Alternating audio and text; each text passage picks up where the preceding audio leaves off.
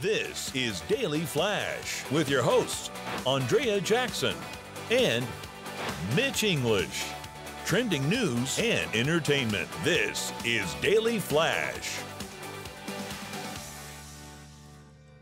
Hi, everybody. I am Mitch English. I'm Andrea Jackson, and this is Daily Flash. Appreciate you joining us. We are going to have some fun with you. If you have any plans, maybe the next year, you want to go do some travel, but you want to go to a fun city. Our friends at Wallet Hub have actually put together the top 10 most fun cities in the United States. Okay. They looked at 182 cities across the United States. They looked at things, 5 different metrics in 3 different categories. Entertainment, recreation, that's like availability of parks, amusement parks and that sort of thing, and things to do near the water and such. Then also adult entertainment as well, like bars, lounges, and pool halls and everything. Strip clubs, is that part of I'm the, sure that's somewhere in there. Yeah, somewhere in there. Still around? And then they put it all together as far as costs go. And so they got the top 10 list. Anybody want to take a guess on number one city, most fun city? Las Vegas. Okay. I'll start from Miami. Miami. Okay. We'll start off. Number 5 is San Francisco. Well, I never thought about that. If you can afford it and avoid the poop piles. Oh, sure. yeah, They have an app for that. Yeah, they do. After that, they do have an app for that. After that is Atlanta, then Miami, which is number 3.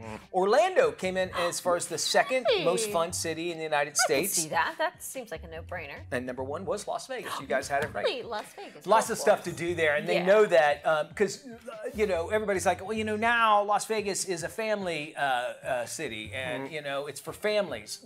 Like Not on the weekends we've gone. well, it's like the Gambino family and the Scariachi family. Yeah.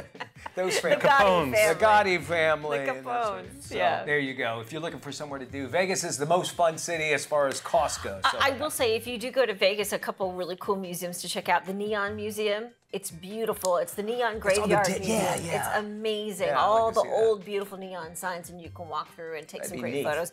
And then they also have the Mob Museum, and I've it seen is that. phenomenal. And the guy that greets you, whoever's working the door, actually is a former mobster. Like, he used to work for the mob. At least that's what he said anyway. We bought it totally hook, line, and sinker. But it's like 5 floors, and the bottom floor is a speakeasy, so you can go down and have some. It's amazing about that too. Is like when you're in the airport in Vegas, I think there's a sign promoting the Mob Museum, and it's just like, remember when that stuff was like you never talked about? Yeah. And here they're like, check out the Mob Museum. It is so fascinating I'm in the gonna see it. history of mobsters, and the stuff is not. It's not pleasant. Some of it's not pleasant to look at, but they take a deep dive into mob history in Vegas. I think Matt was telling me there's a museum that I think it's about like chewing gum or something called Spearmint Rhino or something. Was that the place? No, that's not a museum. Huh? That's not a museum. That's a dance hall. Oh, Dance, Spearmint dance. Rhino. Yeah. No. It's not. You're greeted by somebody who actually used to be a professional there as well I at the think you door. have deja That's vu. true. That is true. I think she gave me a lap dance station. All right. Well, a client in Malaysia's biggest bank checked her account balance to find she became a multi-millionaire overnight. The bank's app showed she had a balance of more than $86 million, but she decided to post the screenshot of her account status on LinkedIn. I still don't know why she did this. The customer said shortly after her post, shocker, the bank froze her account. Well, there you Many agreed with her rant about the bank's customer service, with some asking whether it was an error 404. We understand that the funds were removed and her account was returned to non-millionaire status.